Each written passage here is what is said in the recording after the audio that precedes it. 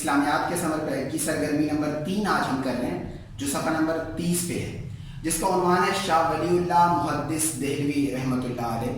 ان کے بارے میں آپ کو کچھ سوال دیے گئے ہیں صفحہ نمبر 30 پہ، جو آپ کی کتاب کے بھی صفحہ نمبر 92 پہ موجود ہے، جس کی آپ ریڈنگ کریں گے تو آپ کو تقریباً تمام سوالوں کے جواب مل جائیں گے۔ تو اب اس ٹاپک میں آپ کے پاس چیزیں کیا کیا ہیں جو پوچھی جا سکتی ہیں، اس کے علاوہ بھی پوچھی جا سکتی ہیں، لیکن جو عنوان کے حساب سے جو چیزیں ہیں ان کے چند عنوان میں نے تیار کیے ہیں۔ اس میں سب سے پہلے پیدائش، ان کی پیدائش مغلیہ دور میں یعنی ہوئی، اور یہ مغلیہ ہی عالم رہے،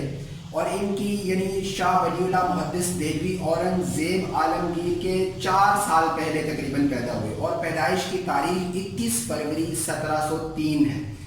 آپ کا اصل جو ابتدائی نام تھا جو پیدائش پہ رکھا گیا تھا وہ قطب الدین احمد تھا۔ بعد میں کیونکہ یہ مجدد الفسانی 80 سال بعد ایک ایسے مجدد پیدا ہوئے تھے جن کی تعلیمی خدمات کی وجہ سے ان کا نام و نسب جو ہے نا وہ بدلا گیا، اور پھر یہ شاہ ولی اللہ محدث دہلوی کے نام سے ہی مشہور ہو گئے، کتابوں میں بھی ہر جگہ ہر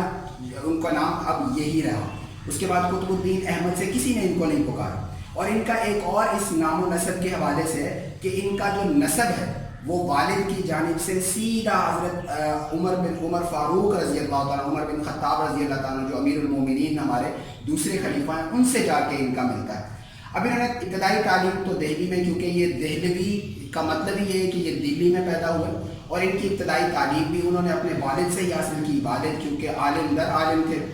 تو ان کی تعلیم بھی وہیں سے حاصل کی۔ اس کے بعد انہوں نے کچھ مزید تعلیم کے لیے یہ مدینہ چلے گئے۔ ان کے مشہور اساتذہ میں سے ایک استاد ابو طاہر محمد ابراہیم، جن سے انہوں نے تعلیم حاصل کی مدینہ میں جا کے، اور حدیث محدث کہتے ہی اس کو، جس کو حدیث کا علم، حدیث کا فقہ، حدیث کا ہر طرح کی جو علوم ہے اس کا محور حدیث ہو، انہوں نے حدیث میں اتنا علم حاصل کیا کہ ان کو محدث کے نام سے یاد کیا جانے لگا۔ یہ تو ان کی تعلیم تھی۔ اب علمی خدمات انہوں نے اپنے والد کے انتقال کے بعد، جن کا نام شاہ عبد الرحیم تھا، ان کے انتقال کے بعد انہوں نے اپنی علمی خدمات جو ہے نا اور وہ آگے درس و تدریس کے حساب سے دینے لگے، یعنی مزید جو اپنے طالب علموں کو، والد صاحب کے طالب علموں کو درس و تدریس کے حساب سے وہ اپنے اسی مسند پہ بیٹھ کے انہوں نے وہ لکھی۔ اب مشہور تصانیف کیا ہیں، انہوں نے کتابیں کون کون سی لکھی ہیں؟ مشہور جو سب سے مشہور ان کی جو کتاب ہے وہ حجت البلاغہ انہوں نے لکھی، اور ان کا ایک اور کارنامہ، انہوں نے پہلی دفعہ قرآن پاک کا فارسی میں ترجمہ کیا تھا،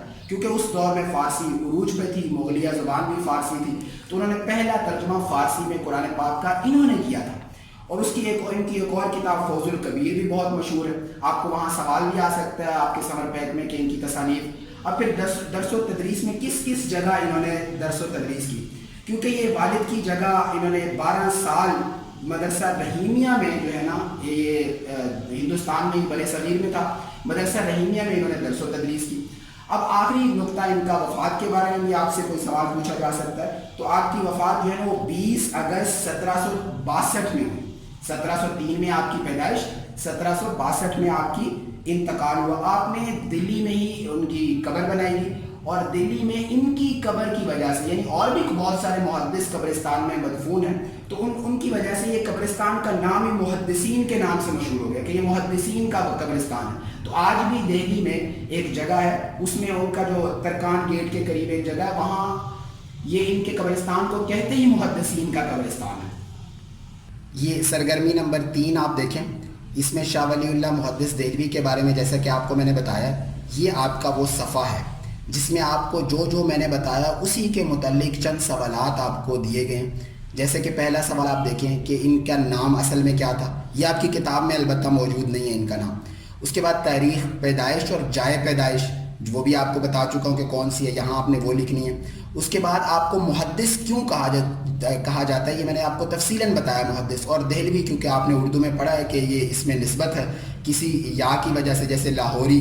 اور ملتانی جیسے ہم یہ نسبت استعمال کرتے ہیں، اس طرح دہلی کے ساتھ نسبت یا نسبت لگی ہوئی ہے، تو یہ دہلوی ان کو اس لیے کہا جاتا ہے۔ اور اس کے بعد آپ رحمۃ اللہ علیہ کے والد محترم کا نام کیا تھا وہ بھی آپ کو، یعنی یہ تمام سوال آپ کو کچھ میں بھی بتا چکا ہوں، اور کچھ کی آپ کی کتاب کے صفحہ نمبر 92 پہ یہ پورا سبق موجود ہے۔ اس کے علاوہ بھی کئی سوال موجود ہیں، تو آپ نے ان میں سے دیکھ کے اور ان کو یاد کر کے آپ نے یہاں جو ہے نا ان سوالات کے جواب دینے۔ بہت شکریہ، اللہ حافظ۔